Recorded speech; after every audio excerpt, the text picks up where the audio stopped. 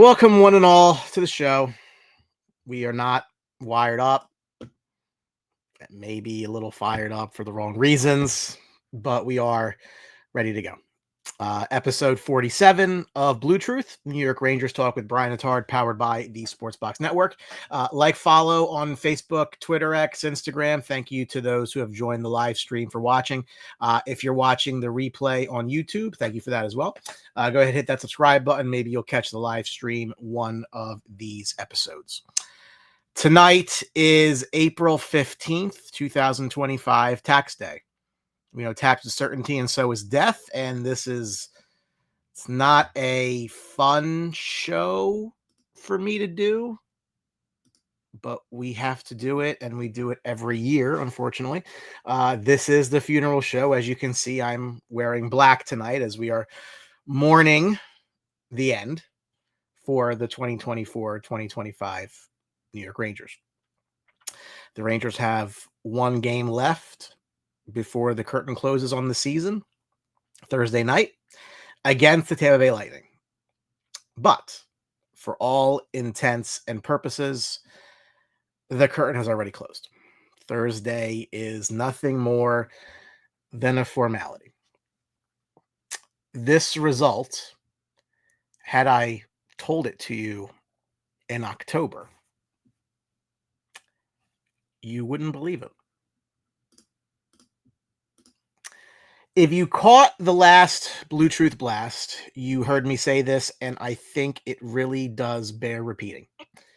This season was, in every way possible, a complete disaster. Tonight is the 1-year anniversary of a win over the Ottawa Senators, which sealed the President's Trophy last year. What an insane fall from grace. Whether or not you thought the team had a legitimate shot to win the Stanley Cup this year, nobody thought they'd miss the playoffs. Nobody thought they'd miss the playoffs. Joe Garcia, lots of blame to spread around. We'll talk about that. Mike Fariska, it's good to see you at the Flyer game. Fortunately, they lost. Thank you. Joe, what's up? Rock, what's up? Paul, agreed, disaster it was. And that's what it was. It's the worst season I've ever seen. That's 35 plus years. Yeah, I think that's probably about right. This team, this year, just never really got going. They got off to a good record, relying on the same power play and goaltender they'd relied on the year before. But under the hood, the eye test, something was off. They just never got going. Like, you'd watch them and you couldn't put your finger on exactly what it was, but something just didn't feel right. It felt like a house of cards. And that's what it ended up being. Kelly Dolan. Kelly was awesome. I was able to get on the ice after the Flyer game. Appreciate that. Check her out. She has a lot of raffle stuff going on. She's always doing something. God bless her. She's very busy, but love to see it. Love to see it. Been watching 44 years. Most definitely the worst ever. Hey, Brian. Hey, Brian, to you too. There's Paul. The Rangers are playing truly meaningless hockey for the first time in 6 years. And that sets off quite a range of emotions among the fan base. From a psych standpoint, I think we're back to everything is bad again. There's a lot of post-Devils series in the base right now.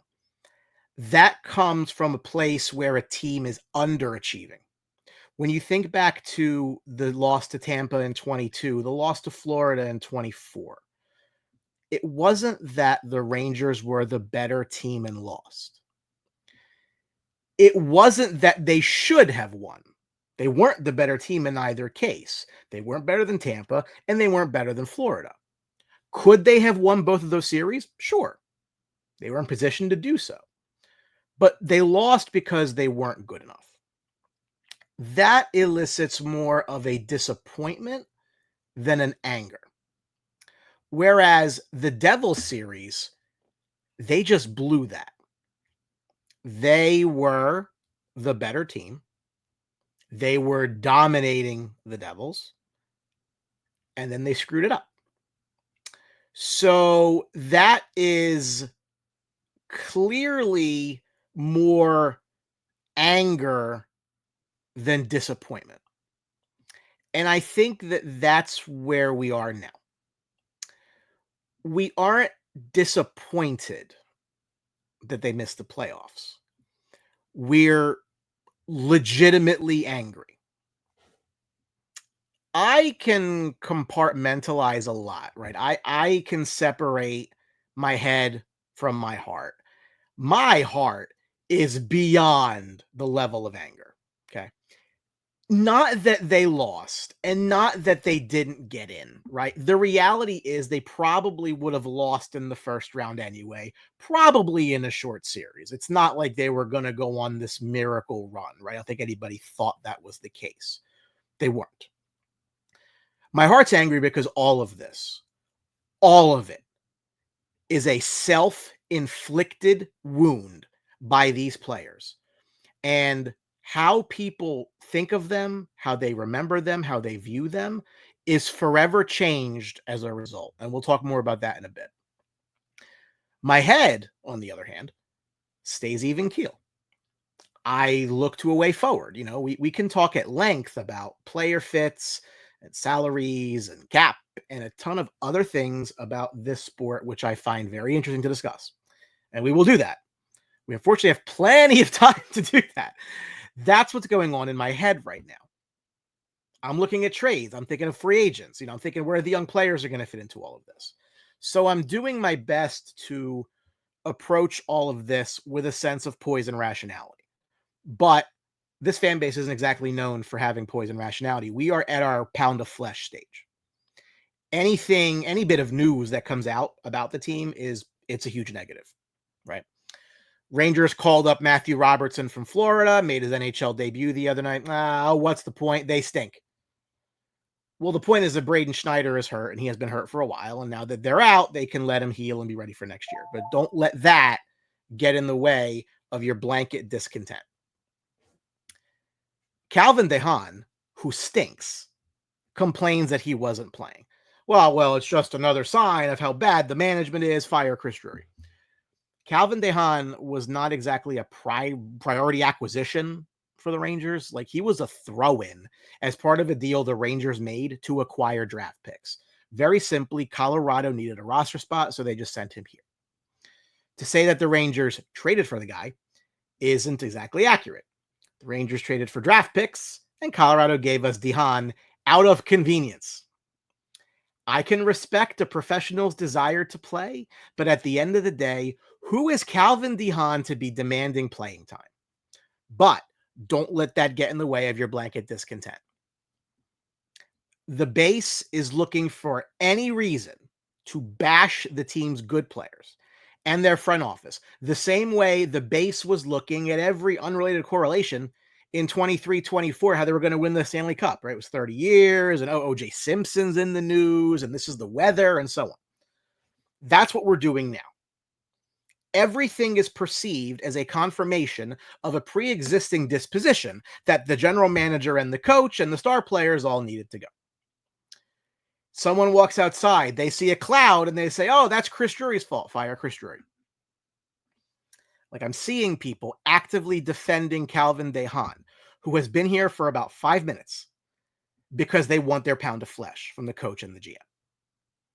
They've already decided that they are to blame for this mess, and that everything else that happens must mean they're right.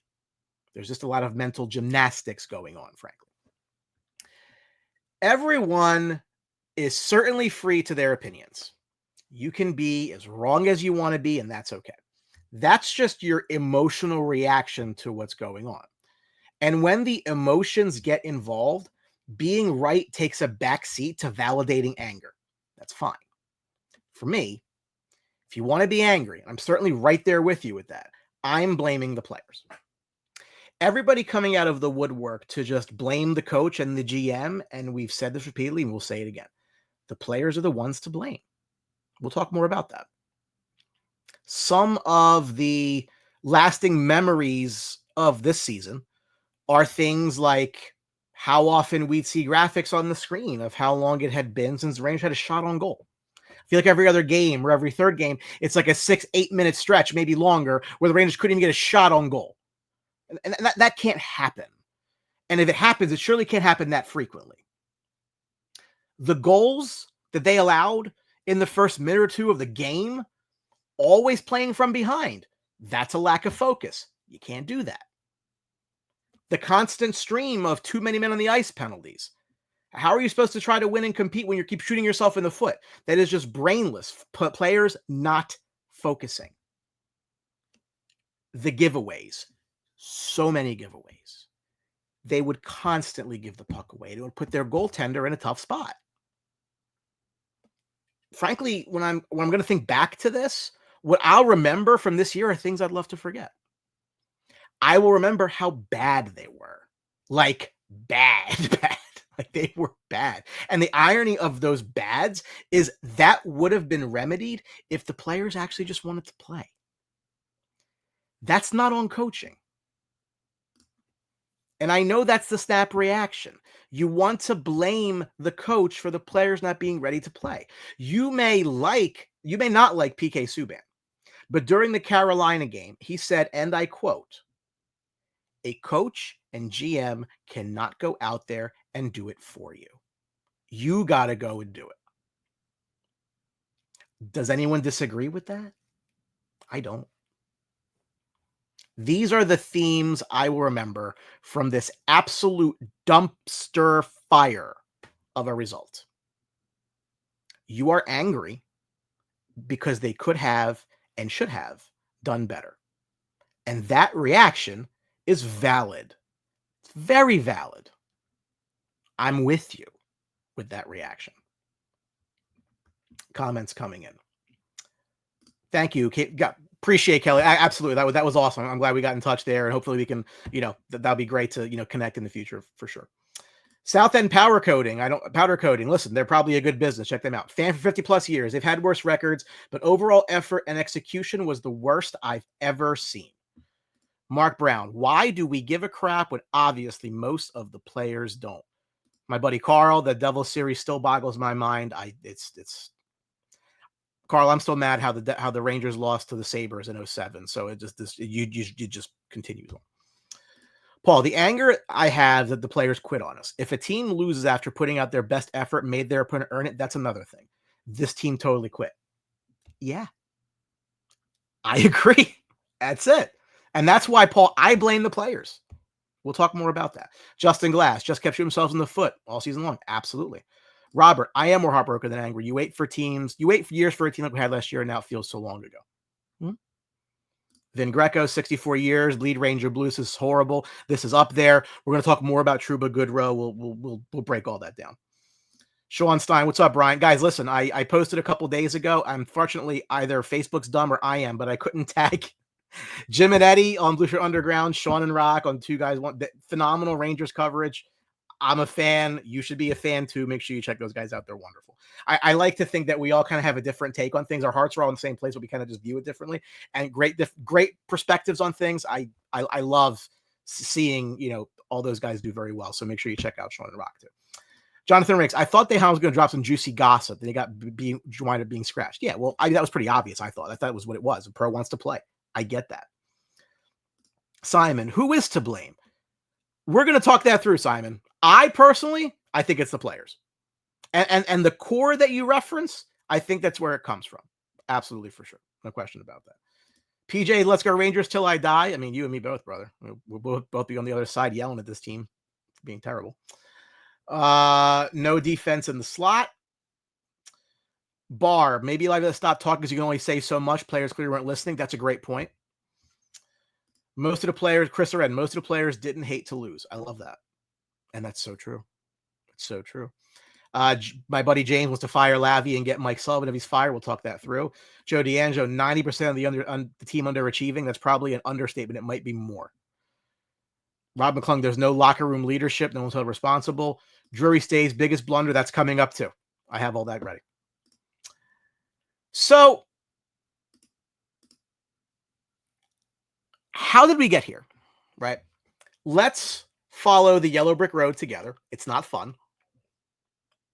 But I think to know where you're going, you have to know where you've been. So all of this started at the end of June last year. Coming off the series loss to Florida, it was obvious to the team and all of us that the team needed to make changes. Yes, they won the President's Trophy, and that's great.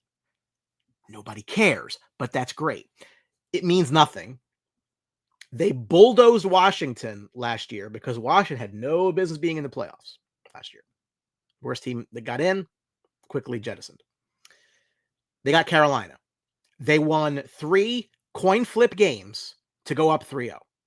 I say that to say this. Normally, when teams are up 3-0, it's because they're just dominating the other team. That's why they're up 3-0, because they're killing them. Think back to 94 Islanders Rangers. 6-0, 6-0, 5-1, 5-2 was that sweep. That's the kind of thing. That's why teams up 3-0. The Rangers won each of the first 3 games by a goal, 2 of which were in overtime, 1 of which was in double overtime. They didn't dominate Carolina, but they got the wins. Carolina won game 4. They won game 5, and they would have won game 6 if not for the heroics of Chris Kreider. But they won. They got through. They drew Florida in the conference finals. Now, everyone likes to say that they lost because they weren't physical enough. You can say that they weren't, and you're not wrong. But if you break down those games, they were essentially 1-goal games. You had some empty nets. Lafreniere, I think, scored in his own net in game 1. But they were all essentially 1-goal games. And they had a 2-1 series lead. They lost that series because they were a scorer short, which we're going to go into detail in a bit and who's to blame. Probably know where I'm going with that. But you can't tell me you were surprised that a team that was using Alex Wenberg and Jack Roslovic on their first line in rotation ended up not winning anything. They essentially last year ran a top 5 instead of a top 6, and they had one of those carnival big wheels. Whoever would spin it. One night it came up Hedel, one night it came up VC, one night it came up Wenberg. That's pretty much how they filled that 6th spot. So now we're in the offseason, right? Team lost, Florida won the cup, whatever. The Rangers identified, correctly, I might add, that they had to make changes to the roster. We had said on BlueTruth that they had to do a couple things. They had to get out of Barclay Goodrow. They had to get out of Jacob Trouba. They had to not saddle themselves with a long-term deal to Ryan Lindgren, and they had to get a scorer to play with Mika and Kreider. That was our offseason game plan. For the most part, they kind of executed on most of that. Barclay Goodrow at the time had 3 years and $3.64 million per and a 15-team no trade. It was a no trade. It was not a no movement clause. That did not protect him from being waived, which the Rangers did. And he was picked up by San Jose. So they cleared the salary entirely. Kudos. Great. They fully intended to move Jacob Trouba and his $8 million salary, which he was nowhere near worth. Not even close. You cannot pay $8 million to a third-pair defenseman. No shot. Trouba was able to successfully strong-arm the Rangers into keeping him, which put a massive kibosh on their offseason plans. They had eyes on opening up that money and going after that right wing they hadn't had in forever, probably Jay Gensel. It was obvious from Trouba's comments at camp describing this season as the last dance for this group that he knew, come hell or high water, he was gone at the end of the year. We'll talk about that. But they came into this season largely with the same roster as the year prior, with the primary change being the addition of Riley Smith. Another attempt to fill that void on Mika's right wing. People love to complain about Riley Smith as if this was the Rangers' top choice here. They didn't have the cap space to do something bigger because Trouba would leave. Drury's hands were tied. Whether it was the grand plan or not, they were running it back with the same group. You will recall, The definition of insanity is doing the same thing twice and expecting a different result. Comments coming in. Let's see. But they did hang a banner for the, yes, everybody does that. Everybody does that. There's Hank. I'm wearing black, buddy. This funeral night. I'm wearing black. Like the 1-goal games they won versus Carolina. Yeah. They barely got through. They barely beat Carolina. They weren't that far off Florida. Those teams were close. John, I found this year to have had such an impact on not only my love for the team, but the love of the sport for the first time. I'm not sure if the level of disappointment from coming from what they accomplished last year and leading up to it. I think it's more a fear of many years of being so bad and waiting for a team like what we were so lucky to watch for some years now. I took the approach, say it's kind of cut you off here. That's all right. John, I understand the premise of what you're saying. I get it. They were manhandled in the conference last year. Florida was a better team. I'm not disputing that. Florida was the better team, but the Rangers didn't get blown out of the water. They get a goal here and there, changes everything. They were up in that series now, remember. So it's not like they weren't getting killed here.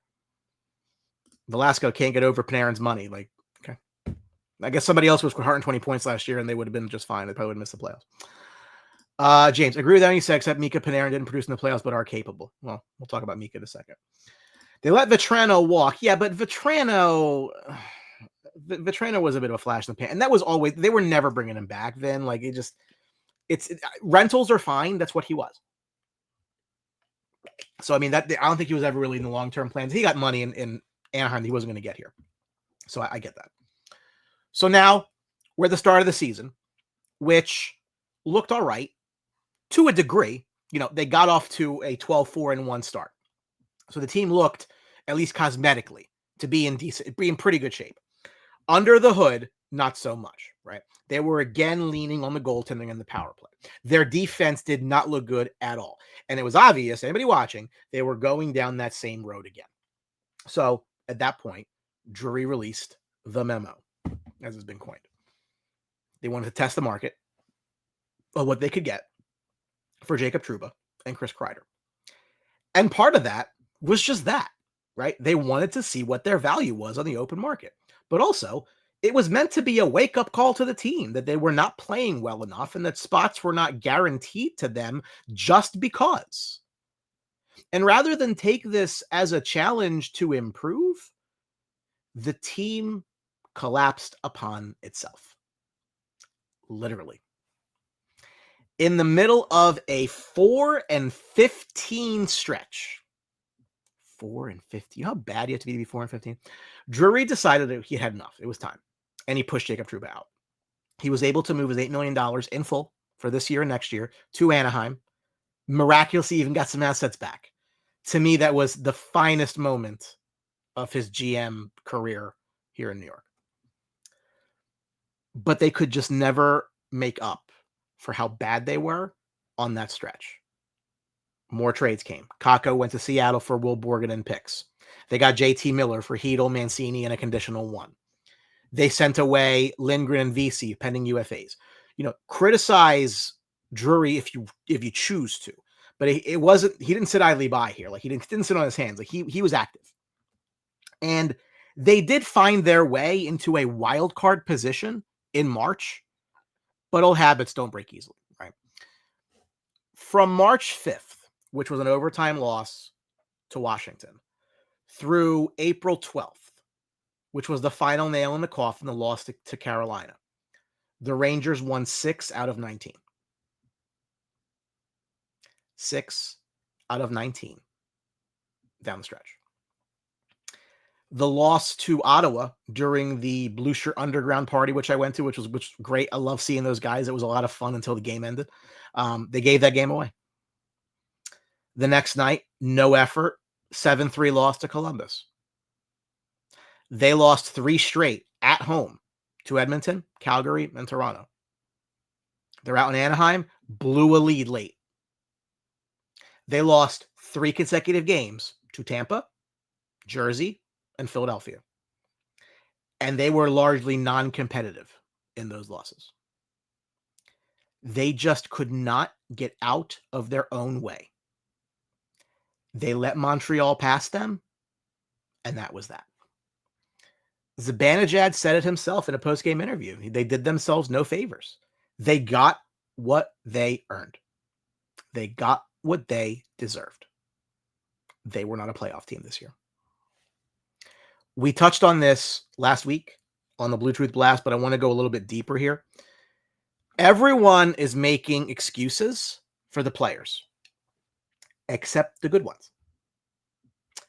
Panarin, Fox, Shesterkin, they're getting blamed. Mika and Kreider, though, they're fine. Their feelings get validated. So there's people out there who want to blame Panarin for this. Panarin did have a down year by Panarin standards. He had 89 points in 78 games before they got eliminated. That puts him on par with like Sidney Crosby. That's ahead of Mikko Rantanen, Mark Scheifele, William Nylander, and a laundry list of other players. So don't tell me Panarin was the problem. You want to blame Fox for this? Fox also had a down year by Fox's standards, but he was tied for 8th among defensemen in points in games played before they got eliminated. And remember, he missed some time this year. 61 points was 3 behind Victor Hedman. He was 5th in points per games played. That's a 70-point pace if he plays the 82. Sure, now that's below standard Adam Fox, but that is still elite offensive production from your back end. And to be fair, a lot of Fox's production is reliant on the shooter scoring on the pass that he makes to them. You know, he can make a perfect pass, but if Mika launches it wide or Kreider misses the tip or whatever, that doesn't go in the net and there's no point score. Don't tell me Adam Fox was the problem. People want to blame Igor Shesterkin for this. I mean, look, I'm not even going to talk contract tonight because I've done that repeatedly. People don't understand numbers and math. It is what it is. Different time for that. Shesterkin faced a barrage this year. The Rangers led the league in high danger shot allowed and mid danger shots allowed. They actively made his job more difficult. He is among the best in the world, but he is human. A lot of excuses are being made for adult men and their feelings, and I think it's downright abysmal. Listen, you want to say Drury shouldn't have made Kreider and Trouba available in a trade? Okay. I will humor you for argument's sake. I do not agree with you, but let's just go with that. Even if your opinion is that was a misstep by Chris Drury, is it not true that the players control how they react to it? Rather than take it as a challenge to improve and play better, they went into the fetal position and just gave up. I love Chris Kreider. But who does Chris Kreider think he is to react that way to the possibility of being traded? Wayne Gretzky was traded twice. This is part of the business of professional sports. Players get traded all the time. What has Chris Kreider won that protects him from being discussed in a trade? What has Jacob Trouba won in this league that prevents the Rangers from trying to move on from him? The Tampa Bay Lightning forced Ryan McDonagh to accept a trade to Nashville or be put on waivers. Ryan McDonagh had just won back-to-back Stanley Cups for them. But they needed the cap space, so they did what they had to do. McDonagh ended up wanting to go back to Tampa a couple of years later. Why can Tampa do this, but the Rangers can't? This wasn't the first time or the last time that Tampa did what they had to do. Was there this uprising against Tampa? Of course not. But I guess the rules are different for the Rangers. And then I get the people who go super soft on me. And they're like, oh, how would you feel at work if your boss didn't appreciate you and this and that? Like, are you kidding me? Are we really going to compare corporate America to professional sports? Like, do you think that Walmart and Target are like trading cashiers to each other? Like, what are you even talking about? Like, people want to tell me they weren't comfortable because they thought they could be traded and have to move their families. And I'm thinking to myself, how insanely ludicrous that take is. That's what the money is for. Like, are you serious? You can't be serious with that take. There's no way. Call it what it was. Blame the right people. They quit on their teammates. They love their teammates so much, supposedly, that their reaction to the possibility of someone possibly getting traded elicits that response. That is ridiculous. And what's more ridiculous are the attempts to justify it. They threw away a year of their short careers. For what? Because they were sad? Great success, guys. You really got Chris Drury, huh? Shake your head. All you can do is shake your head when you look at this. It is insane. But the good thing, it's over now. I posted a picture of myself on the garden ice, and I said, don't cry because it happened. Smile because it's over. Because that's where we are. Thankfully, we can do our best to move past this just disaster. Head looks to the future. Heart still angry. Head looks to the future. You can lose. Somebody says in the comments, you can lose, but you can't not try. They gave up for 6 weeks of the season, and that's why they ended up where they ended up. When you think to the whys as to why they lost, I mean, they're actually very, very simple. Let's put aside the hurt feelings and general softness for a minute here. On the ice, the numbers do not lie. You had a team last year that finished with the third best power play in the league, a 26.4% clip. They scored 65 goals on the man advantage. It was their foundation, and it completely fell apart. This year, the Rangers were 27th in the league after that Carolina game. I stopped counting after that because it really doesn't matter. They had a worse power play than the San Jose Sharks did. And the San Jose Sharks won about 20 games this year. Why did the power play die? That's mostly on the shoulders of Chris Kreider. Look, Kreider's down 50 points from last year. He was so important to the success of the power play last year.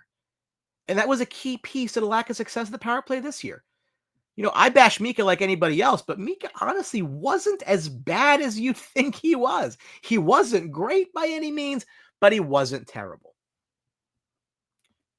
Last year, they won 28 games coming from behind. At no point this year did the Rangers ever recover from being down 2 goals up until last night's game against Florida when it didn't matter anymore. That is actually impressive in its complete and utter mediocrity. These numbers aren't because they didn't have Jacob Trouba or Barclay Goodrow. I don't want to hear that. That's not real life. That is you feeding off of the drama like it's high school. That's you thinking that players who aren't good at hockey are somehow important. Sorry. If you just look at them for what they are, the reason they are where they ended up is really clear. If you care to look at them as opposed to just blame the players you do not like. And the newest thing I've been hearing the last couple of days was after weeks and weeks of Igor's overpaid, despite the contract's not even taking place till next year, Oh, well, I don't care what they make. That's decided by the team and the player. Okay, sure. Okay. Look, the NHL is the only league in Big Four pro sports that has a hard salary cap. You don't care what the players make when the team can only spend X amount of money every year? If that's you, just please, just block the page. Like, it's okay. I can't with you. And that's you. Like, do you. It's fine. The salary cap is so important. Managing the cap is so important. I don't know how you can watch the sport without knowing what their cap situation is and what their rivals' cap situation is. Like, I can't even wrap my head around that. But that's what I'm seeing because people don't want to swim in the deep end of that pool. Bunch of comments coming in. I will try to get to some of these. Let's see. Injury management was also atrocious. Fox and Kreider played hurt at times, probably. Matt Villano, Kreider played banged up most of the year with back problems. Yep, I'm not disputing any of that.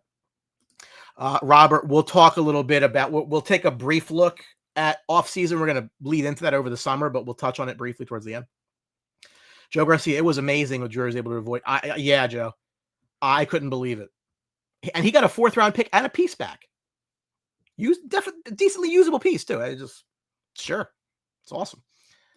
Rangers upgraded when they did the Kakko trade. Borgen has been great. They did like him. They gave him a contract. I think that's fine. It just, Kakko didn't work out here. Every team drafts Kakko with 2. So it's not the Rangers' fault. What's about losing to the Pens with no Sid or Gino? Yep.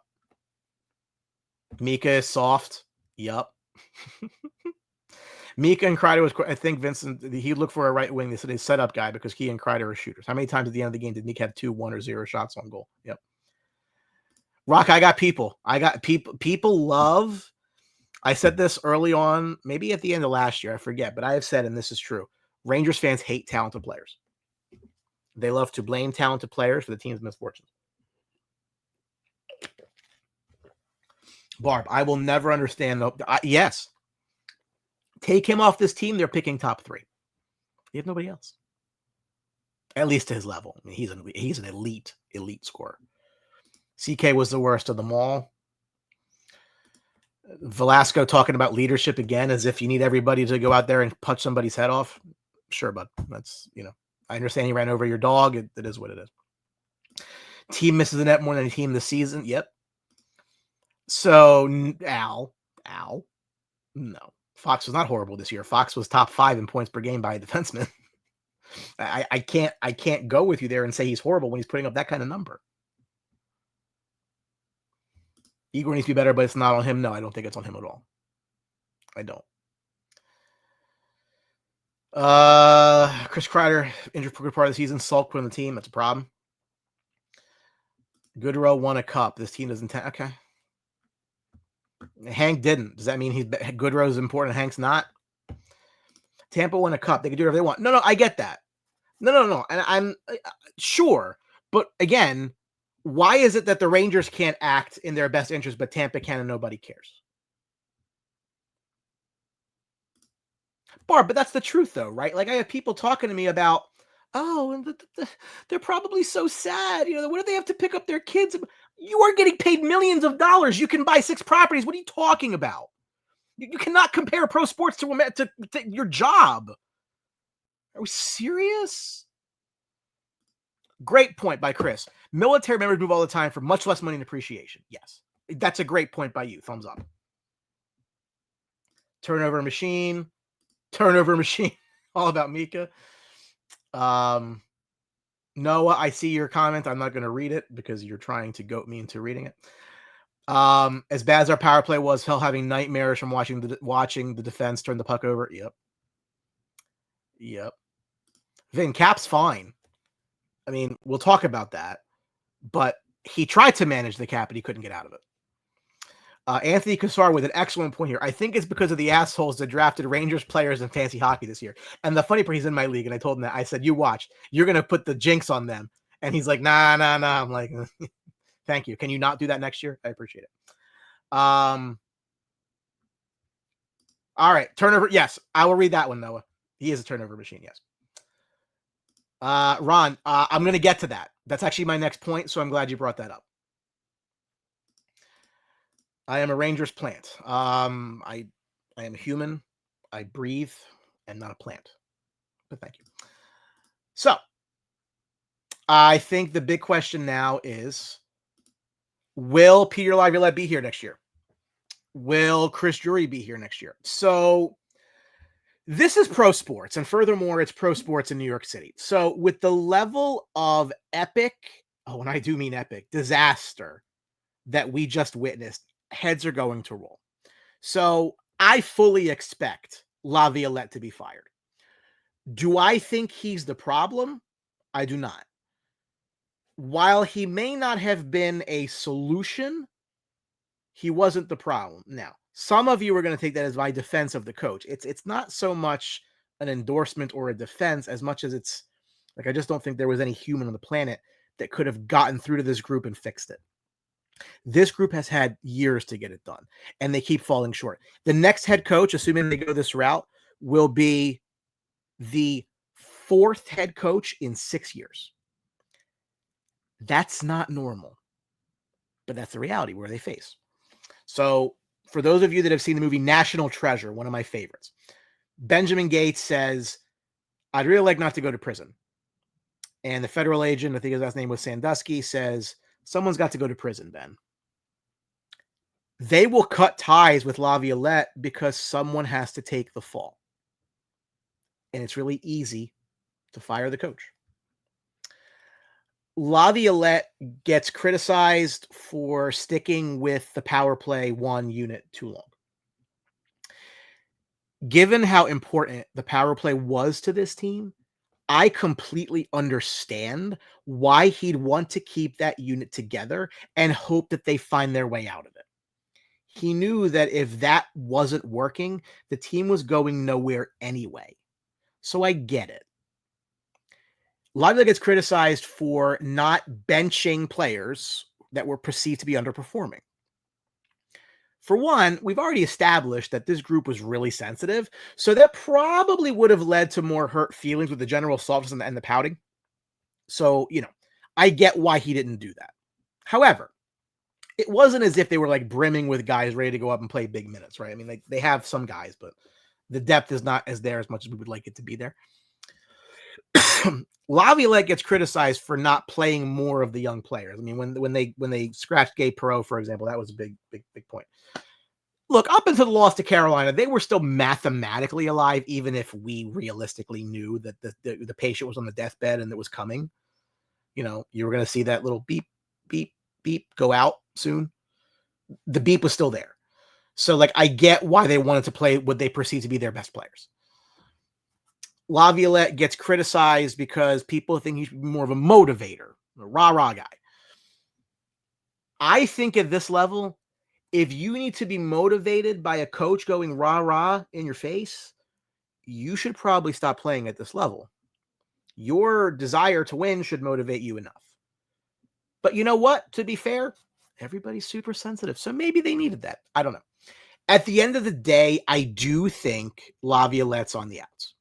I think in this case, someone's got to go to prison, and it'll be him. We'll talk about potential coaching replacements, but we need to talk about replacements. Comments. Let's see. He says no and hopefully no. Say what you want, Mika and Crides, and rightfully, I so disagree, but show me one above average the right wing they had. Okay. I'm getting to that. After laughing at the contract, he was ghost. I think that was part of the whole team, Mike. I don't think that's him specifically. I thought it was not a good sign as he doesn't go in the locker room after a game. I think you need to coach covering. But Chris, but they do that the next day on video. So I saw that and I'm like, I didn't really have an opinion. Like, what do you want him to do? Like, he's going to go in there and yell at them because they just lost. Like, they're not breaking film down after the game. They're doing that the next day at practice. So I didn't react to that the way others did. That was my interpretation of it. Just full disclosure. How many coaches can Drury have fired before he's looked at? I get it. I said when Gallant got fired, it's a core problem, not a coach problem, and that's coming to fruition pretty well, Rock. It is. Mark thinks Laviolette steps down, not fired. Drury should definitely stay. Laviolette stepping down with him letting us hire his third coach. Says bad excuse. Troach and Laffy had down years. Brett still had 89 points. Yeah. I think these were individual problems. At some point, they're supposed to be stars. Stop giving them pass. Yes. Rest in peace, Fred Shiro. Yes.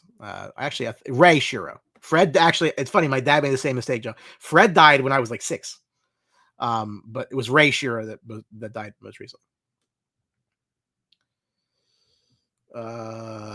Is there a light at the end of the tunnel? No.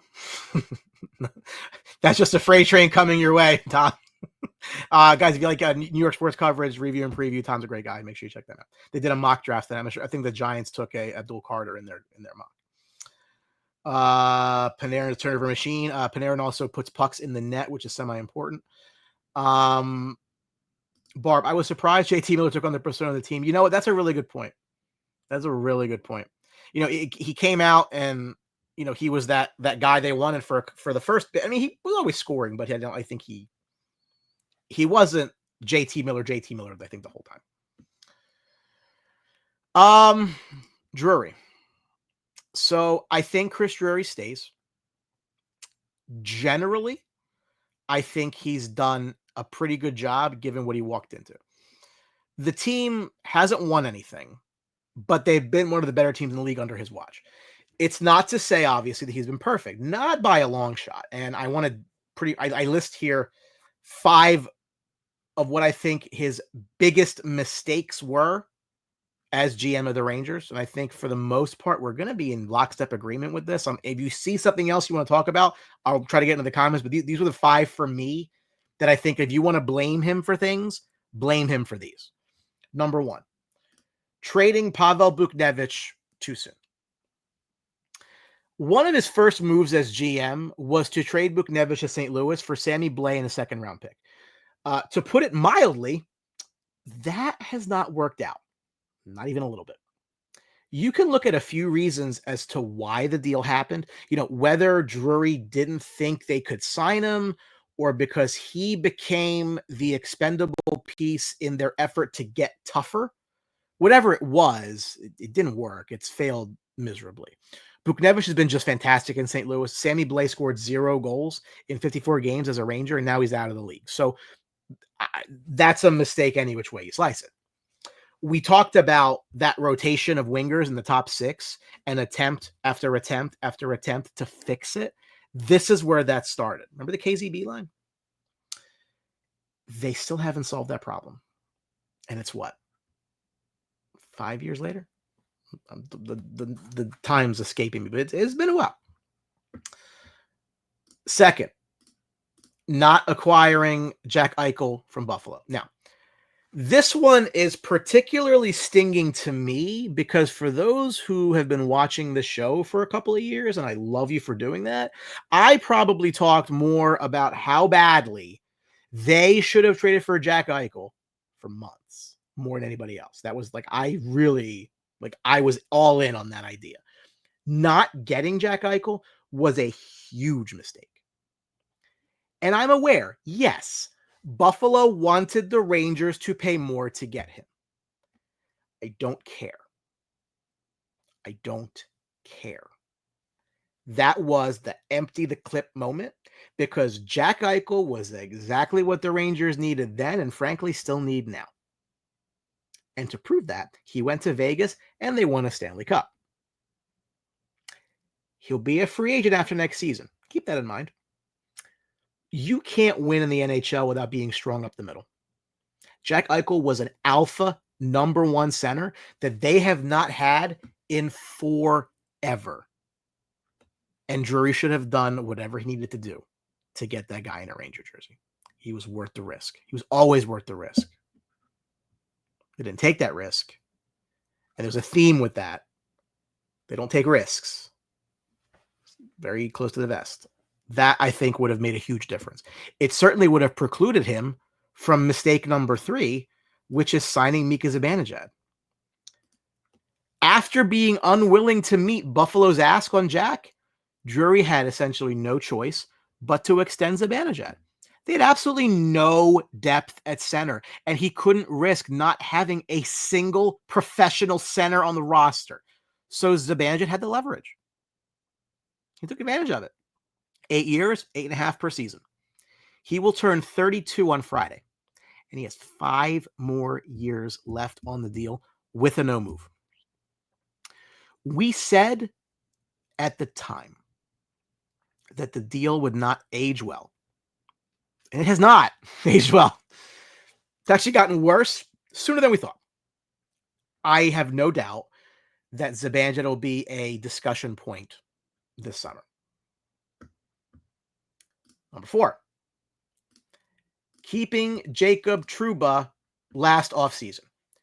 You can make a very cogent case, and I would like to make it, I make it quite often, that the downfall that was the 24-25 season started with this. Because they had big plans in the offseason. And those big plans started with moving Jacob Trouba and finding a hell of a lot better use of $8 million. Trouba's no movement clause was downgraded to a 15-team no trade, and that gave the Rangers an out. Trouba reportedly, through back channels, told all teams he would not report if traded. How can you trade someone that won't show up? He was adamant about staying in New York, primarily so his wife could finish her medical residency. His desire to prioritize his wife is commendable. I get it. But you can't run a professional hockey team by allowing that sort of thing to affect your decision-making and the moves that you need to make to help the team. You can be all, hey, great guy. That's great. Jacob Trouba is probably a really super cool guy to hang out with. Terrible defenseman. And good that he loves his wife and wants his wife to do well. I hope she could be a great neurologist. I wish her nothing but the absolute best. But everybody knew that Trouba was a lame duck captain, including Trouba. And that was the dark cloud that was over the team in the summer that never left. It was a huge mistake by Drury to not just move him, figure it out. A couple months later, it happened anyway. Number 5, which to me was the biggest mistake of all. Oop, wrong clip. Sorry. Take it back. Drury's biggest mistake for me was not being aggressive enough at the 2024 deadline. Well, yeah, 2024. One theme that we have maintained on BlueTruth for 47 episodes and counting is that the upper end of this team, their top core offensive players, we're all getting older. And time was of the essence. We were talking about this back in 2021. With the construction of the roster the way it was, with Panarin at 32 having an unreal season last year, Kreider at 33, very strong season, Zibanejad at 31, good season, not great, not what you want to pay $8.5 million for, but fine. Igor was a year away from free agency, and he was still at a low number on his contract. Adam Fox, like the time was then, the time was now, which the time was then, to push your chips in and go for it. The biggest need the Rangers had was a top-line winger. It was their need for years after moving Buchnevich, and it was a rotation of nonsense that couldn't finish the job. If they were going to have a legitimate shot, they needed to fill that spot. And if Chris Drury goes all in, pays whatever the price was, short of Gabe Perreault, to bring in Jay Gensel from Pittsburgh, I think they win it all last year. That inaction, that inability to take a risk, that's unforgivable to me. And if you want to fire him on that alone, I'm okay with that. If you tell me, Brian, I don't even care about this year, I am firing Chris Drury because he should have made the move for Gensel and he didn't, you know what? Cool. I'm good. That was the missed opportunity. They had a winning hand, and they should have pushed their chips into the middle. Now, it's not all been bad, right? I mean, he's done some good things as GM.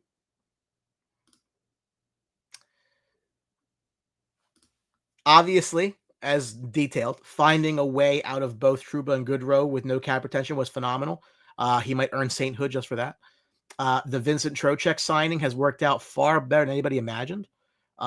Getting value back in a trade for Georgiev was good. Getting a first-round pick back for Nils Lundqvist from Dallas was excellent. The move to acquire Tarasenko I thought was very good. Didn't give up a whole lot.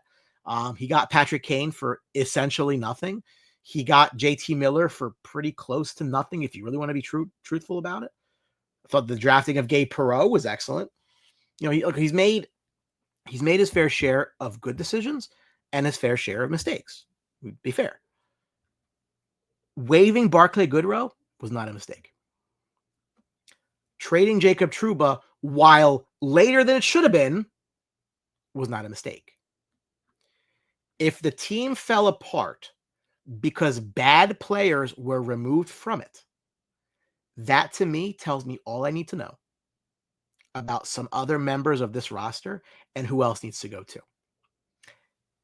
This whole thing exposed them for who they really are. People talk all the time about how they think the Rangers don't have enough grit and toughness. We can certainly have a discussion about that. But if they're going to just turtle up and quit because their best friend might get traded, how the hell are they supposed to win anything on the ice? So, net, the coach probably goes. The GM probably stays. None of it really matters if they don't make significant changes to the roster in the summer. Comments. Does Mika Zibanejad have Kreider was traded? That would be really helpful now, wouldn't it? And that one could lead to the other. Eileen, good evening. How are you? Talking about bad teams like your Patriots. Rock, they traded Buchnevich because they thought they were getting Eichel. Even if, and I think that you're not wrong, but you had to have do something after. I don't know why that had to be done beforehand. It's done. Yeah, but Rock, if you give them 5 first-round picks, they're not going to say no. Bowl them over. They needed that guy. That's exactly who they needed. If you're not going to win in this league without top centers, a defenseman, and a great goaltending, they don't grow on trees. Empty the clip. That's what they should have done. Connor McDavid is a free agent next summer. That'd be great. Let's not get ahead of ourselves. The thing about Chris Drury back, he played a big role in deteriorating culture surrounding the team. The season should warrant a GM to be fired. Yeah, but Paul, did he, or did the players just react negatively? Did he do anything wrong, or did the players just soft? Because I don't think he did anything wrong, other than not trading Trouba when he should have pushed him out at that point. Having a trade block is not an incorrect problem. That everybody does that. So I just disagree with that. PJ, I remember you arguing years ago about Eichel. I was definitely wrong. We should have gotten him. 1000%, man. They needed that. They have not had an alpha center in forever. Peter, Brian Drury does not receive a crown square for success teams had a few years. He inherited a good, proven, successful team, but he does deserve a credit for the failures under his watch. Well, I mean, they've done a lot. So, I mean, he added when he needed to add. He should have done more, Peter. They played it safe too often. They did. I think the whole Tarasenko Kane thing, they got not necessarily burned on it, but it didn't work. So he was a little gun shy after that. Do you think he can't do that? So again, he's not. There are things he could have done that he didn't do. So Joe, here's where I'll disagree with you. The Devils are a very good regular season team. They're probably gonna lose in round 1. They're not a playoff team. They're not a strong playoff type team. The Islanders are very, very bad. Wenberg had Claire, listen, that means he's great, right? Barclay Goodrow scored a goal too. These are star players, Velasco. Star players. Alex Wenberg had, I think, 2 goals the entire time as a Ranger, playoffs included. Star player. You don't need Jay Gensel in his 40 goals. Nope. You need Alex Wenberg. Panarin was the only reason Laffy and Trocheck had career seasons in 23-24. Maybe. I'm not disagreeing with that. Rangers needed in 24. Florida defense was stronger. The Rangers needed who? Anthony, tell me who you mean. Disagree on Eichel. Potential career and neck injury. Solve the surgery was never done in an athlete. Yeah, but Robert, that was the only reason he might have been available. If not for that, he's not available at all. That was a risk they absolutely had to take because that would have been the difference. And if it doesn't work out, tank for 3 years and you'll be fine. They had to do it. They didn't. Hey, Dimitri, tell me how the Wi-Fi is because I'll be there next week. Laffy, I think, got kind of caught up in this whole nonsense. I think he'll be fine. Yes, Rock. That's what I'm saying. I mean, they played it too conservatively. They had a shot, and they didn't make the best of said shot. That you can blame Drury for, and I do. Sav, I don't know. Maybe they wanted Zibanejad. Maybe they wanted Kakko. Maybe they wanted picks. Maybe they. I mean, I remember at this point, Hedl was still viable. Kravtsov was still viable. Like you could have just emptied it. You know. So double OT goal when it mattered. Do you know he just put his stick out and tipped it? Like seriously.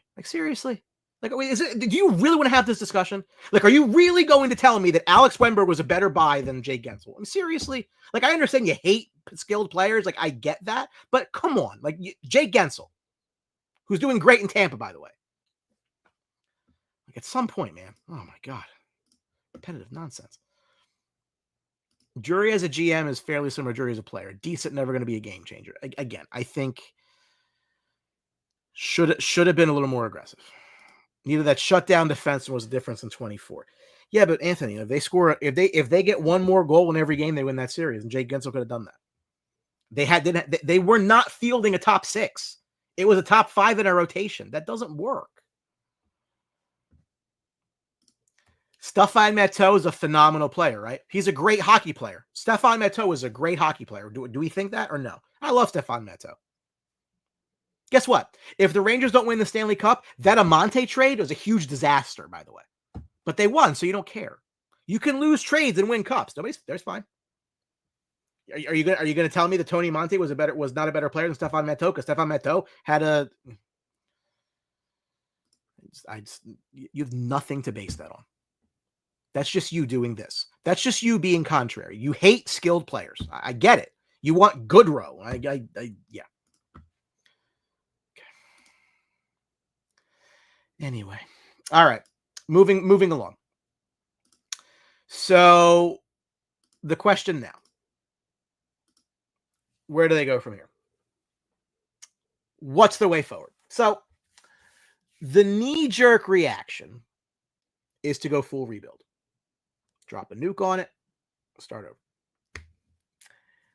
People contend that the Rangers didn't really fully rebuild last time around. So again, that's why they want to just take a shredder to the whole thing and start wood chip or whatever.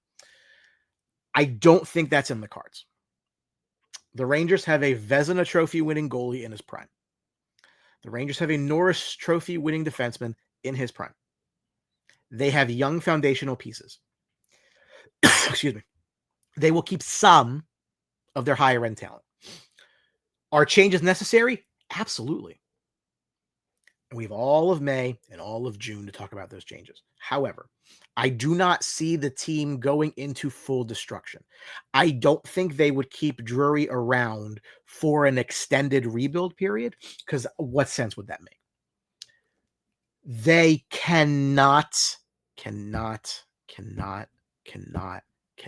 run this roster back again.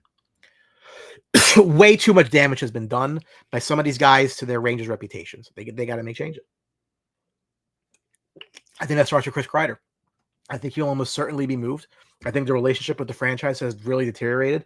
His time here is done. In the future, he'll come back.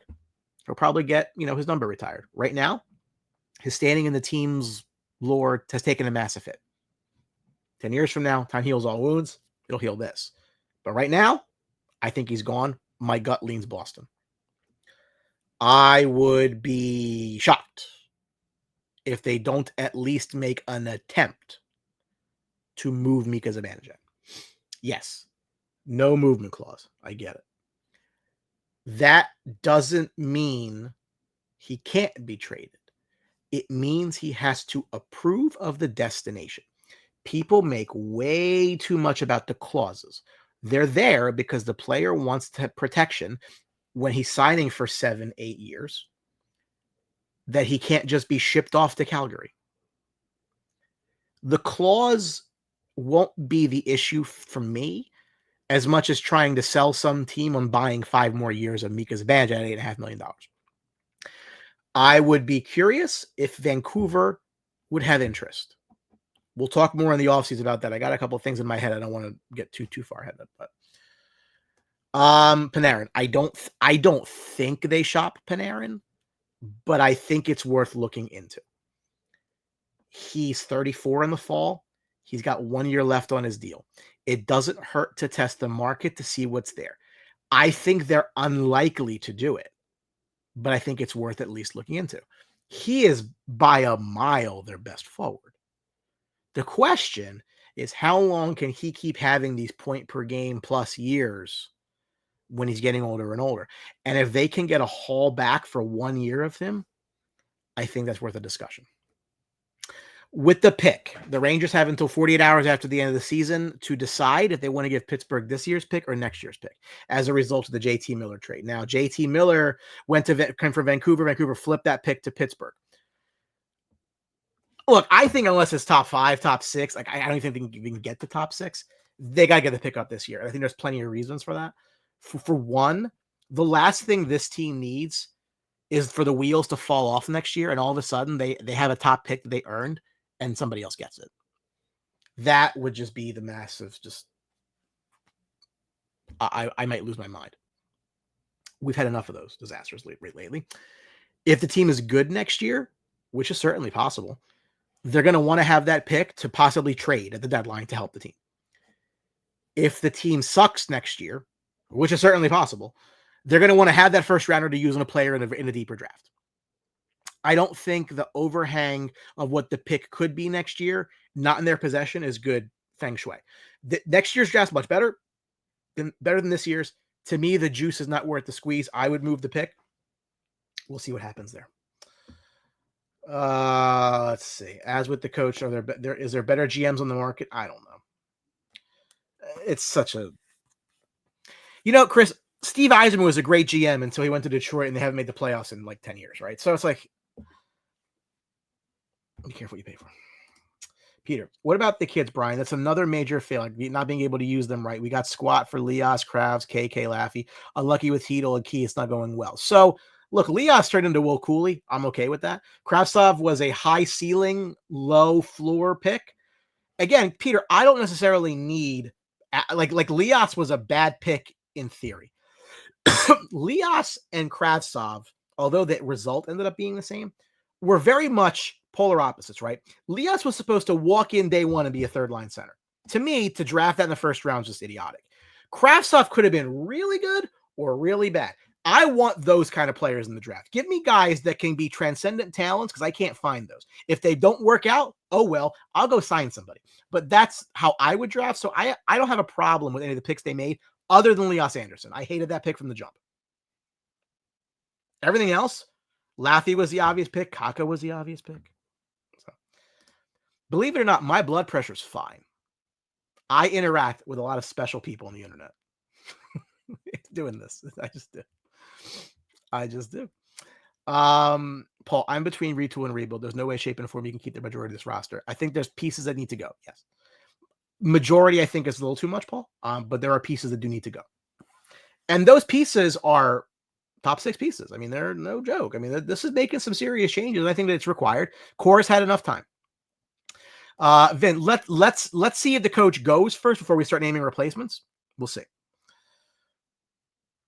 Got to retool. Too many players. Difficult to move contracts. Unload who you can. I'm not a bit of it. What are our chances of signing Marner? Next to zero. I think Marner ends up in Florida for no state tax, frankly. They're going to look to move Caffey or Miller or Keandre Pot. I don't think they would shop Lafreniere. I think that they'd be selling semi low on him. So I don't think that they would do that. Don't think it's their best interest to do that either. Miller we'll talk about in a couple of weeks. So that's going to be just a very interesting case of, do you price yourself out, which he very well may. If Panarin repeats next season, he gets a 1-year, $5 million offer. Maybe. Would he take it? Would you take it if you were him? I mean, that's the thing too, right? Of course they're crushing Stevie Y, right? Look, when Tampa Bay was great, Stevie Yzerman invented hockey. Now? I don't know about that. John O'Shinley. I by the way, I appreciate your commenting on a lot of stuff. I saw you were very active there. Amika trade's probably going to be bad contract that needs new scenery. Mika for Stamkos, 4 years less term, proven winner. I don't necessarily think that's the case. I believe it or not, again, I think that he can. They can move Zibanejad, I think, much more easily than we think they can. We have some bias in this. Did you think they could get rid of Trouba for nothing? I didn't. We watch him every day, or did. Laffy is gone for Brady Tkachuk. They're not trading Brady Tkachuk. Nope. Not even. It's not going to happen. Not going to happen. So, Peter, this comes up a lot, right? You have to remember that a lot of these teams that get high picks, right? Those players show up and they're given top 6 minutes power play time because team stinks, right? Rangers had too many good players for that. So I think that they were not really in development mode. They were in contending mode. And sometimes development takes a step back as a result. Say living. I did not hear that. I mean, I guess that's possible. I did not hear that. It's gonna be an interesting summer. I don't know that they would do it. I don't know that they would do it.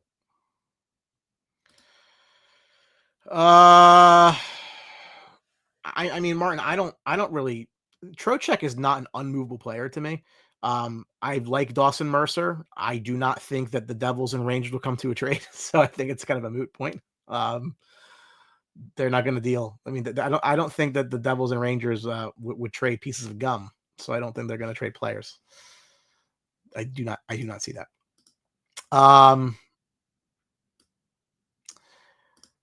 Sam Rosen's last game. I'd be remiss if I didn't acknowledge that it'll be his last game on Thursday in his storied broadcasting career. He has been the voice of the Rangers for as long as I've been alive. It's going to be a big-time culture shock, not to hear his voice calling Ranger games. I was there at the game when against the Flyers where JD joined Sam in the booth one more time. I did DVR it, thought it was great. Sam will be missed. It's been really nice to see teams around the league acknowledge Sam and what he's done for the sport and for the Rangers. It's all very, very well deserved. I think that the saddest part to me about this is that he's going out on this team this year. But that's what it is. He probably thought when he was going out that he was going out on the team that had Stanley Cup aspirations, but apparently, hurt feelings, general softness, right? News broke on Monday that was confirmed today that Sam's replacement would be none other than Kenny Albert, who was probably not a surprise to most people. As the Rangers radio guy, it was only fitting. I think he moved to the TV role. Alex Faust will take Kenny's place with Dave Maloney. Micheletti is expected to remain on board to do color commentary with Kenny Albert. Yeah, it's Sam's last game. That's a shame. He should have had a playoff round. His calls will last a lifetime, unfortunately. Let's see. The Mika situation is different. Yeah, but again, they can bench him. They can say, "Hey, listen, we're not going to play you."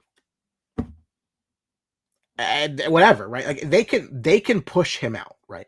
Again, the no movement is just so that he has say where he goes. If he's happy with the destination, he will take the trade. People think that this is like, guess what? You know who else had a no movement clause? JT Miller. And then he waived it to come to the Rangers. So call that what it is. If I had to make a guess, I would think it's JT Miller next year gets the captaincy. Messier is not going to coach this team. Messier is not going to be the GM of this team. That can only end very poorly. Please be careful what you wish for. Please be careful what you wish for. Love Sam, so many memories. Kenny taking over Sam. Really hope Joe's out the door. I don't think Joe is out the door. I'm sorry, I'm laughing. Sam will be missed. Met him many times. Great man. He's awesome. I mean, he's been the voice of the team. And yes, that's exactly right, PJ. That's exactly right. And be careful what you wish for, because it's not great. On a personal note, I will be on a Disney cruise next week, and I may or may not have Wi-Fi.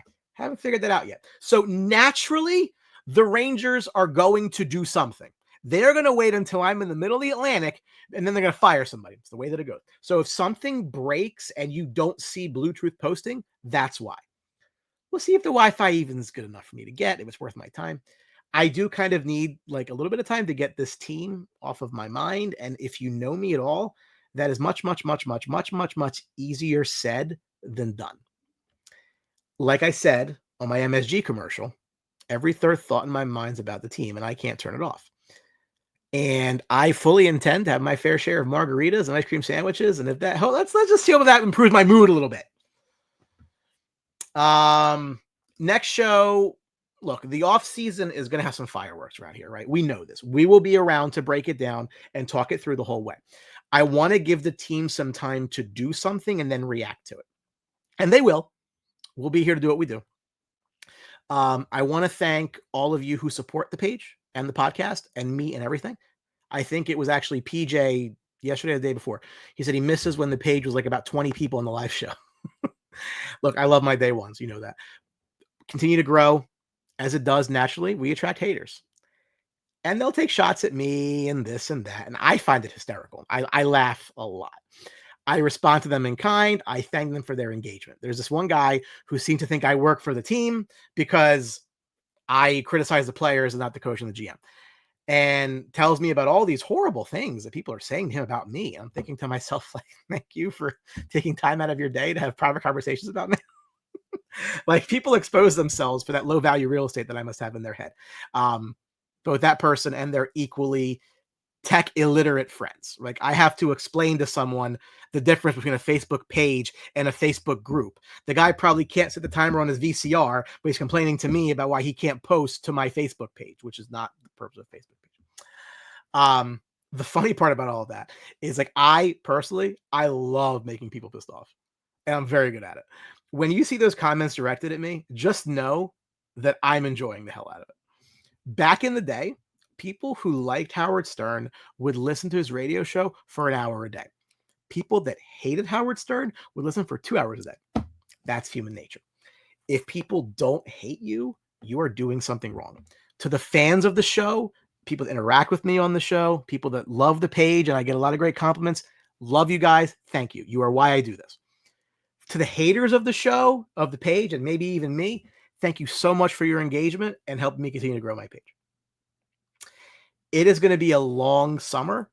Misery loves company, and we are going to be that company for each other, because it's not going to be fun. It's not going to be fun. Go enjoy it. Don't waste your energy. It's all right. I got plenty. I drink 2 Red Bulls a day, Rock. I have plenty of energy. Now that would be funny. If I went live with a drink in my hand, you know, so I'm gonna get the Wi-Fi just for that. Al, what does myself and Rangers have in common on Friday? We have tea times at 9. Al, if you ever need a quick 10 grand, videotape me trying to play golf and send to America's Funniest Home Videos, because I'm awful. I do not make contact with the ball. Okay, it's terrible. I played hockey growing up too, so it's kind of funny. Chris, my first show won't be last. Chris, thank you very much. I appreciate that. Thank you for the kind words. This is we probably do this. I try to do a show maybe like once every 6 weeks to 2 months during the season, because like stuff happens. I don't want to overreact to things, So like I try to keep things fresh. We do actually do it more frequently, like in the summer, because things are happening. But I appreciate those kind of words, and thank you so much. We will have some family fun. Absolutely. My kid loves Disney. We did 5 times last year in Disney. We're trying to buy a DVC at the end of the year. There's a lot going on. Rangers rehab is true. Thank you very, very much. I mean, like we're all here for each other. Yeah, we all love the same thing. We may have a difference of opinion on how to get there. I honestly, I genuinely have a lot of respect for well thought out opinions, whether they agree with me or not. It's the ones that are just, I mean, I had somebody who was blaming Chris Drury for Brady Shea the other day. I'm like, you realize that Brady Shea was drafted, played, and traded before Drury took the job, right? What the hell are you talking about? But that's why I deal with a lot of very special people. That's okay. Paul, thank you for a great show and your actions. You echo a lot of my sentiments. Appreciate that, Paul. Thank you. That means that we're both right. I guess it's right. I might have missed you. Who was 100% gone this summer? Chris Kreider. He ain't coming back. He is not coming back. He is not coming back. Carl, you clearly work for the team. He has some involvement. Listen, I was the second gunman on the grassy knoll. Born in 1984, but somehow I was there. I had that magic bullet. So, thank you. Al, one day I'll take you up on that. Absolutely. I know. Look, you and I have had some, and that's okay. Like I respect your opinion. I know you were much more pro Trouba than me. That's okay. We worked it out, and that's okay. There are people who, like, if I say the sky is blue, they'll tell me it's purple just because. Like, that's fine, but I don't know what the point is. Matt Martin is retiring. The Islanders just actually had a thing on the ice, so he's probably out the door. So yes, keep up with the page. I will enjoy myself next week. I don't know. This sucks, right? I mean, I said at the end of last year that the shortest off seasons or longest off seasons, I reserve the right to amend that statement because this sucks. They self-inflicted wound. Blame the players. They fire the coach, but blame the players. It is the players who did this. The players who did this.